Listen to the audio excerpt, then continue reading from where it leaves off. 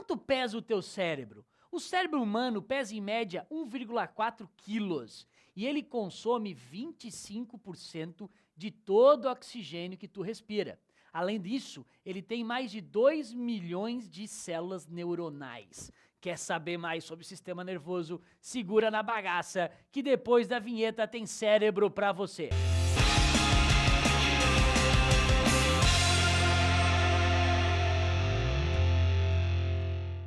Então, galerinha, vamos falar de sistema nervoso. Lembrando vocês o seguinte, eu não vou abordar nesta videoaula muito a parte de neurônio, propagação de neurônio, como é que o impulso propaga, aquele esquema da bomba de sódio e potássio, potencial de repouso. Por quê? Porque tudo isso está lá na videoaula de histologia animal, tecido nervoso. Então, lá nessa videoaula, lá em histologia animal, você vai ver direitinho as partes do neurônio, oligodendrócito, células de Schwann, tudo certinho, né, referente aos neurônios e como faz a sua propagação pela bomba de sódio e potássio, tudo bem caracterizado e bem correto para você dar uma olhada, então assiste lá nessa videoaula de histologia animal, tecido nervoso.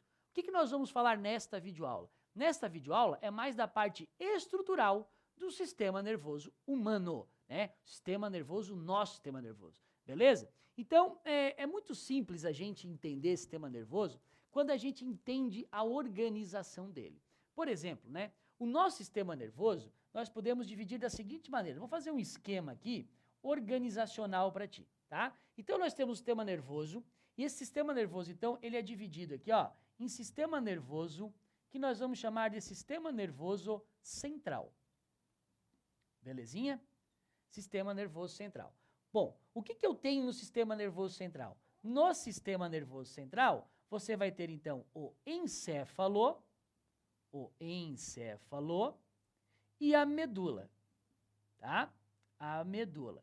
Ah, professor, encéfalo seria o cérebro. Não, cuidado. O encéfalo é a maior, o encéfalo é toda a estrutura que você tem mania de chamar de cérebro. Então, na realidade, tudo isso aqui, ó, é encéfalo. Então, isso aqui é encéfalo, isso aqui é medula, né? Claro, o cérebro é a principal parte do encéfalo, como eu já vou detalhar para vocês daqui a pouco, né? Mas o encéfalo também compreende hipotálamo, ponte, bulbo, hipófise, cerebelo e assim por diante. Tranquilo?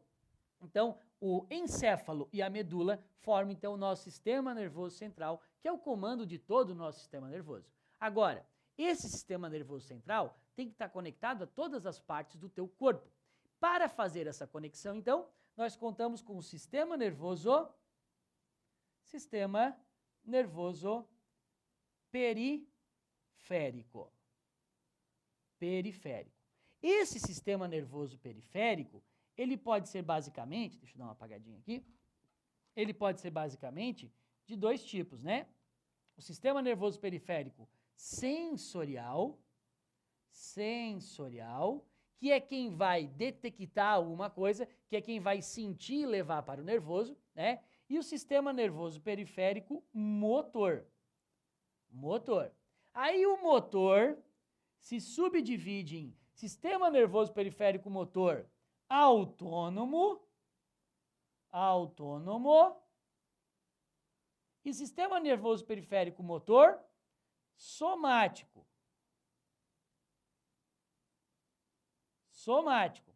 Beleza? Aí o autônomo ainda subdivide em sistema nervoso periférico motor autônomo simpático e o parasimpático. Beleza? Então, basicamente, nós temos essa divisão, essa organização do nosso sistema nervoso. Então, tem o centro do comando, tem a periferia que leva a informação para o centro do comando. Ah, pessoal, mas qual é a diferença sensorial motor? E ainda do motor, qual é a diferença do autônomo, do somático? E ainda do autônomo, qual é a diferença do simpático e do parasimpático? Isso nós vamos ver em detalhe. Agora vamos dar uma focada, então, no sistema nervoso central. Então dá um print agora, que eu só vou falar do central para usar o cérebro de maneira mais espaçosa, beleza? Então, galera, vamos falar agora do sistema nervoso central. Vamos focar só no central, né? Então você vai lembrar que o central, ele é formado por esta parte aqui, ó. Esta partezinha aqui, que nós vamos chamar então de encéfalo, beleza? que compreende toda essa estrutura, e essa outra partezinha aqui, ó, que nós vamos chamar de raque ou medula, né? Medula espinhal, beleza? Então, os dois são sistema nervoso o quê? Central. Claro, o encéfalo, ele tem subdivisões. Por exemplo, tem esta partezinha mais aqui, ó, que nós vamos chamar de hipotálamo. Hipotálamo, beleza? Professor, para que serve? Calma aí. Tem essa partezinha aqui, ó, que nós vamos chamar de bulbo. Bulbo, beleza? Ponte bulbo. Tem essa partezinha aqui, ó, que nós vamos chamar de cerebelo. Cerebelo, tá? E tem essa parte maior, bem grandona, chamada então de cérebro. Cérebro. Tranquilo? Então, claro, tem outras partes, né, professor? Ah, eu fiz psiquiatria, tá errado, tem bem mais parte. Claro que tem, bem mais parte. Estou fazendo ali para vestibular, para conteúdo de ensino médio, tá? Então, basicamente, eu posso dividir o encéfalo em hipotálamo, ponte e bulbo, né? Mas o mais importante aqui é o bulbo, o cerebelo e o cérebro. Cara, o que o vestibular pode perguntar? Além da localização dele no teu sistema nervoso, é perguntar para que serve. Então, por exemplo, para que nós usamos o hipotálamo? Para várias coisas. Mas, por exemplo, ele é o centro do comando da temperatura do teu corpo. Ó, temperatura. Tá? É o centro do comando do sono, tá? Da sede, da fome. Então, você percebe que o hipotálamo está relacionado às sensações do teu dia a dia, do teu cotidiano. Quando está com sede, é responsável pela você sentir sede, é o hipotálamo. É ele que controla a parte hídrica do teu corpo, né? A sensibilidade dessa parte hídrica. Quando você está com febre, quem aumentou a temperatura do teu corpo foi o hipotálamo. Então ele é o centro do sono, da sede, da fome e da temperatura. Beleza? Bom, para que serve o bulbo? Pô, o bulbo tu já sabe, né? O bulbo é importantíssimo, cara. O bulbo é o que controla os movimentos cardiorrespiratórios. Então, ele tem um controle nos nossos movimentos cardiorrespiratórios. Cardiorrespiratórios. Você vai lembrar lá da nossa videoaula de respiração que ele influencia diretamente onde? No diafragma, no movimento de inspiração. Ele detecta quando a concentração de CO2 aumentou demasiadamente e ele induz o teu diafragma a contrair, beleza? O cerebelo é um movimento, então, a parte do encéfalo, então, muito, muito utilizada pelo equilíbrio motor do indivíduo, né? Equilíbrio motor do indivíduo, ok? Então, a sensação, a noção de espaço também vem do cerebelo. Então, eu vou até você e eu toco. Eu sei exatamente o quanto eu tenho que esticar a mão para pegar determinado objeto. Eu consigo andar em linha reta graças ao meu cerebelo. Ele tem uma ligação lá com o ouvido, que você vai ver lá na nossa aula de órgãos sensoriais, beleza? Se eu chegar num camundongozinho, retirar o cerebelo do cara, esse camundongo não consegue mais andar em linha reta. Se você tiver um dano ou alguma sequela no cerebelo, você não consegue andar de bicicleta, por exemplo. Tranquilo? Então, o cerebelo tem muito a ver com o equilíbrio motor. E praticamente todo o restante tem a ver com o cérebro, né? Então, é o centro da emoção, o centro da visão, o centro da audição, as tuas memórias, tudo está relacionado com o cérebro. Professor, mas então para que serve a medula? Cara, a medula é uma enorme ponte que vai fazer com que o centro aqui, o encéfalo, se ligue com as demais partes do teu corpo. Por exemplo, quem gera dor é o cérebro. Agora, para o cérebro gerador, ele tem que perceber que alguma coisa no teu corpo está sofrendo um processo de degradação do tecido. Tipo, ele tem que saber que tem um prego entrando no teu pé para ele gerar dor. Essa informação do prego entrando no teu pé vai via sistema nervoso periférico até a medula. E aí a medula direciona a uma parte específica do cérebro que controla esse tipo de sensação. Estão me entendendo? Então, claro, o encéfalo é extremamente complexo, o cérebro é extremamente complexo. Ali você tem milhões e milhões de células nervosas e não somente células nervosas, tá? Então, existe todo um complexo envolvido nisso. Bom, o que é importante a gente detalhar também? É o seguinte, o cérebro, como ele é um tecido, e o encéfalo como um todo, como ele é um tecido extremamente simples, né? Simples não, frágil, desculpa o erro. Como ele é um tecido extremamente frágil, ele tem que estar protegido. Assim como a medula tem que estar protegida, porque ela também é um tecido extremamente frágil, tá? Quem é que faz essa proteção? Essa proteção, então, ela é feita por um osso. Esse osso é chamado, então, de crânio. E no caso da medula, essa proteção é feita por uma vértebra, né? Essa vértebra aqui, que vocês chamam, então, que a gente vê em aparelhos de raio-x lá, quando a gente bate um raio-x, C1, C2, C3, na realidade a gente tem 12, né? A gente tem 12 nervos cranianos e 31 nervos que saem da medula. Então, em cada um desses nervos, nós temos uma proteção por uma vértebra. Aí tem a vértebra cervical, vértebra torácica, vértebra lombar, vértebra lá do cóccix. Então, são tipos de vértebras diferentes. Cada vértebra desse aqui é uma estrutura óssea, ó, que vai proteger a medula. Então, protege a medula. Enquanto o crânio, ele vai proteger o encéfalo. Beleza? Então, não confunda crânio com cérebro. Crânio é uma coisa, cérebro é outra. Tá? E crânio é osso, cérebro é um tecido nervoso. Tranquilo? E outra coisa importante é o seguinte, entre o crânio e o cérebro, entre a vértebra e a medula, vocês têm um sistema de tecido conjuntivo chamado de meninges. Ó, meninges, ok? Então você tem meninges, que são tecidos conjuntivos. Então só para a gente não se atrapalhar aqui, ó, nós temos o crânio, que é uma estrutura óssea, o crânio. Aí aqui nós temos o encéfalo, que é uma estrutura nervosa, encéfalo, que é uma estrutura nervosa, e aqui nós temos então as meninges cerebrais, né? Estas meninges são de 3 qualidades. A gente tem de fora para dentro. A mais perto do crânio é a dura mater.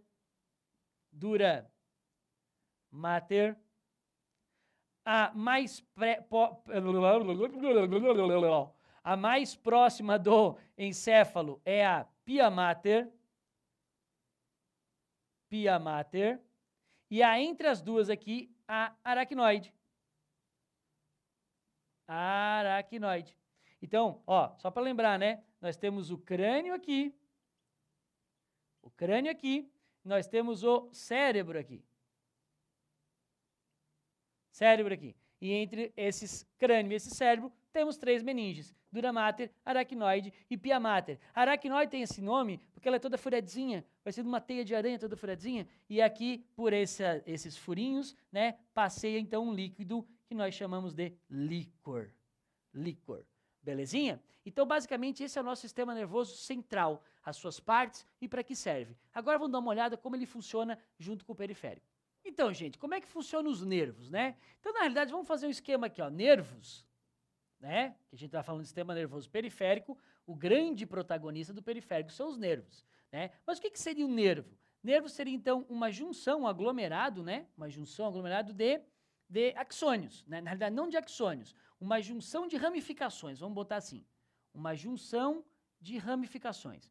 Professor, não estou entendendo boscaria nenhuma. É simples, querido, ó. Você vai lembrar que o neurônio, ele é desse formato aqui, beleza? Ó, desse formato aqui, tranquilo? Então, tem essa parte aqui da cabeça, corpo celular, tá cheio desses cabelinhos, que são os dendritos, e você tem aqui o axônio. Muito bem, existem pontos no nosso corpo, tanto no cérebro como na medula, que esses corpos celulares, eles começam a se concentrar. Então, digamos que eu tenho um corpo celular aqui, eu tenho outro corpo celular aqui, tem outro corpo celular aqui, tem outro corpo celular aqui, tem outro corpo celular aqui, tem outro corpo celular aqui. Nossa, professor, muito corpo, é isso. Aí tem o axônio dele aqui, o axônio dele aqui, o axônio dele aqui, o axônio dele aqui, o axônio dele aqui, o axônio dele aqui. Ó, você tem vários axônios de vários corpos, o quê? Celulares. Se eu fechar todos esses axônios num único cano, num único tecido, um tecido conjuntivo assim, né? Se eu fecho todos esses axônios nesse tecido, nesse caso eu tenho um nervo. Percebe isso ou não? Tem um nervo. Assim como eu tenho um nervo de axônio, eu posso ter um nervo aqui, ó, de dendritos. Ó. Aqui tem um dendrito, aqui tem um dendrito, aqui tem um dendrito, aqui tem um dendrito, ó, dendrito. Eu tenho vários nervos, eu tenho várias junções, né, de dendritos, ó, vários dendritos. Ora, se eu fechar todos esses dendritos com tecido, ó, fechei aqui, fechei aqui, fechei aqui, fechei aqui. Você percebe que eu tenho 2 nervos, beleza? Agora, qual é a diferença desses 2 nervos? Esse nervo aqui é um nervo que tem bastante axônio, né? Tem a ramificação do axônio. Nesse nervo aqui, você tem os dendritos. Os dendritos. Ok? Então, o que é que acontece? Nervo que tem uma junção de ramificações de dendritos, a gente diz que é um nervo sensorial. Ó. Então, aqui você tem um nervo sensorial. Sensorial. Tá?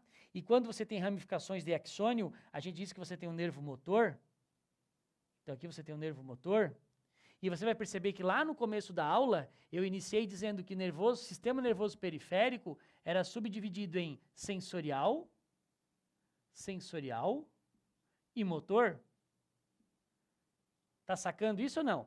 E aí, dessa maneira, você tem esses nervos sensoriais e motores. Beleza? Para vocês terem uma ideia, nós temos 12 pares de nervos cranianos, ou seja, nervos que saem da base do crânio daqui. Então, daqui sai 12 pares de nervos cranianos, tá? E eu tenho 31 nervos raquidianos.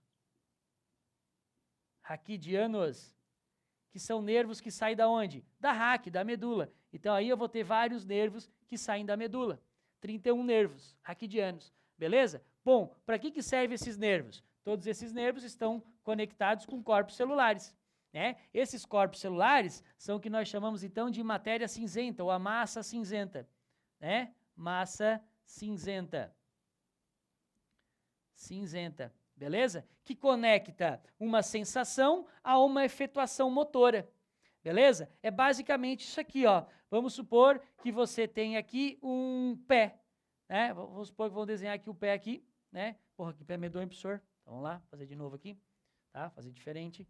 Ó. Vamos supor que esse aqui é o pé. Esse aqui é o pé dessa pessoa que tem esse cérebro aqui, beleza? E aí esse pé, tá com elefantíase, né? Esse pé, ele acaba pisando num prego. Pisou no prego. Pezinho pisou no prego. O que acontece? Alguém sentiu isso. Alguém sentiu isso, levou aqui. Levou aqui, beleza? Aqui é onde, professor? Levou aqui para a medula. Imediatamente a medula mandou uma resposta. Mandou tirar o pé de cima. Professor, mas não tem que ir para o cérebro? Aí que tá. Mas a gente tem aqui um fenômeno chamado o quê? Arco-reflexo. Bom, o que é o arco-reflexo? O arco-reflexo é quando a própria medula dá a ordem. Tipo, eu senti, você concorda que este aqui que levou a informação é um neurônio sensorial? Sim, é um neurônio sensorial. E esse aqui que trouxe a resposta, você concorda que é um neurônio motor? Sim, é um neurônio motor. Beleza? Então, ó, esse aqui levou a informação. Ó, tem um prego entrando no meu pé direito.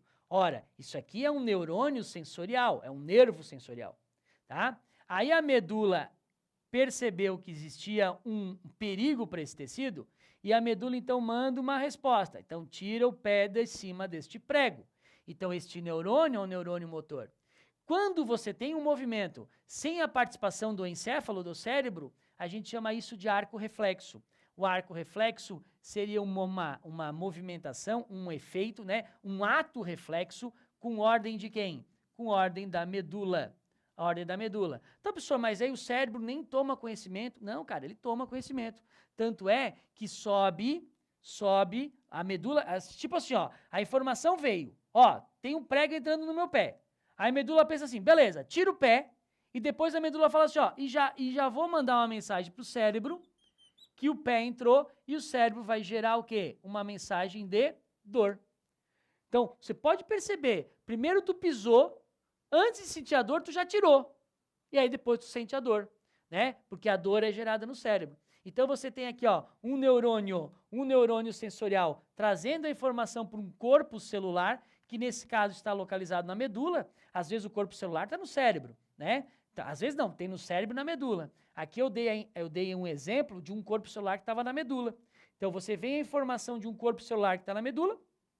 A medula, então, pega essa informação, cria uma resposta e vai para o nervo motor, tá? Quando esta resposta vai para o nervo motor que você controla, com o músculo que você controla, como o pé, a gente diz que é o sistema nervoso motor somático, que você controla. Agora ele pode ir para um que é autônomo, você não controla. Por exemplo, eu pisei no prego. Ah, tá doendo, mas eu quero. E o cérebro, tira, e eu não quero tirar. Porque quem controla essa musculatura da perna sou eu. Não, eu quero pisar no prego, eu gosto do prego, ver o prego entrando no meu pé, eu gosto, eu vou deixar ali. Você percebe que você tem controle dessa musculatura. Ah, mas vai doer? Claro que vai. Mesmo o cérebro mandando você tirar o pé, você não tira. Porque você está em cima de um sistema nervoso periférico motor somático que você controla. Agora, tem coisas que você não controla, como, por exemplo, a dilatação da pupila, o controle do batimento cardíaco. E aí, então, é um sistema nervoso motor autônomo. Que aí vem, então, o simpático e o parasimpático, que nós vamos falar agora. Beleza? Pois então, galera, como é que funciona, então, o sistema nervoso autônomo, né? Simpático e parasimpático. Absorve essa coisa do capeta. Não é. Presta atenção, é muito fácil. Primeira coisa que você tem que perceber, que esses dois caras são antagônicos. Antagônicos. Professor, que diabo é isso? Antagônico é quando um faz o contrário do outro. Eles são antagônicos. Agora, cuida, que muita gente acha que esse faz e esse desfaz. Não, às vezes esse faz e esse desfaz. Na realidade, os dois trabalhando em conjunto, e não necessariamente ao mesmo tempo, eles controlam a homeostase, o equilíbrio do teu corpo, tá? Eu vou utilizar um exemplo típico, tá? Que é quando você toma um susto, ou quando você está numa situação de risco, ou de perigo de vida, né? Então, o que acontece com o teu corpo? Então, vamos lá. Vamos supor que você está ameaçado de morte, entrou um assaltante na tua casa. Quem é que vai estar agindo neste momento em que você olha para o assaltante? Que tipo de sistema nervoso está agindo em você? É o sistema nervoso, então, simpático, autônomo simpático. O que o simpático vai fazer? Ele vai liberar uma grande quantidade de um hormônio chamado de adrenalina e noradrenalina. Por isso que a gente diz que os receptores do sistema nervoso simpático são adrenérgicos, porque eles são receptores para adrenalina.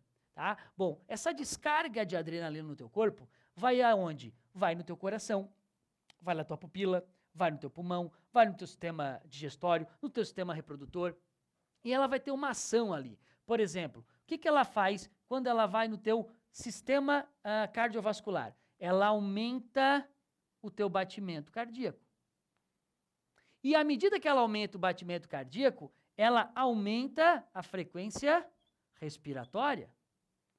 Professor, mas por quê? Por que fazer o meu coração bater mais rápido? Claro, cara, tu tá sendo ameaçado de morte. Ou tu tem que ter energia para correr do bandido ou para enfrentar o bandido. Então tu precisa de mais sangue chegando no músculo e com mais oxigênio. Por isso que você aumenta o batimento cardíaco para o sangue bombear mais rápido e tu aumenta a frequência cardíaca para que tenha mais oxigênio no músculo, tá? O que tu faz com a pupila? Tu dilata. Professor, mas por que dilatar a pupila? Olha, se a pupila dilata, entra mais luz. Se entra mais luz, você estimula mais os fotorreceptores. Consequentemente, você tem uma visão melhor do que está acontecendo. Você aumenta também a irrigação musculatória na musculatura esquelética. Tá? Para quê? Para ter mais força no músculo. Você inibe, agora, ó, você inibe o sistema respiratório, você provoca uma inibição do sistema digestório. Professor, mas por que inibição do sistema digestório? Porque você comeu uma maçã antes do cara entrar. Tu acha que o corpo está preocupado se a maçã vai ser digerida ou não? Justamente ele pega parte do sangue que estaria no processo de digestão e absorção de alimento e desvia lá para a musculatura esquelética. Então tu tem uma inibição do teu sistema digestório, tu tem uma inibição do teu sistema reprodutor. O sistema reprodutor também inibe. Né? O cara, isso é um assalto. Nossa, tive uma ereção. Não acontece isso. Muito pelo contrário, há uma inibição desse sistema digestório e reprodutor. Tá? Aí o que acontece? Tu tá nessa situação toda, adrenalina no teu corpo bombando, tudo isso acontecendo, aí de repente chega a polícia, rende o bandido, você está salvo.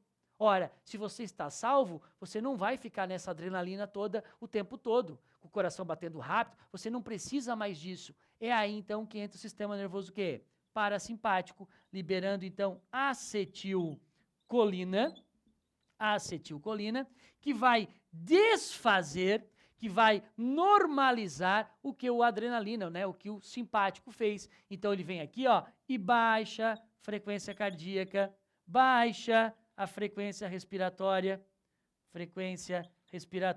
ele vem aqui e contrai a pupila, ele vem aqui e estimula novamente a tua função reprodutora, a tua função digestora, e dessa maneira você volta ao equilíbrio corpóreo. É por isso que você vê em filmes ou na própria vida real, às vezes uma pessoa recebe uma notícia ruim e vomita. A pessoa toma um susto e vomita. O vômito é por quê? Porque tu inibiu o sistema digestório. A pessoa te deu uma notícia ruim, você liberou adrenalina, você ficou nervoso, estressado, aumentou o batimento cardíaco, tua frequência respiratória aumentou. Se tu tiver comida no seu estômago, como ele vai ter a função inibida, a função digestória inibida, a tendência é a comida voltar. E você acaba então vomitando. Por isso que pessoas, quando estão nervosas, vomitam, quando tomam um susto, vomitam, por causa dessa inibição pelo sistema nervoso simpático. Beleza? Então, basicamente é isso. O sistema nervoso simpático é antagônico do parasimpático. Às vezes um começa, outro arruma, às vezes outro arruma e outro termina. Beleza? Espero que você tenha entendido essa videoaula. Um forte beijo na alma. Até a próxima.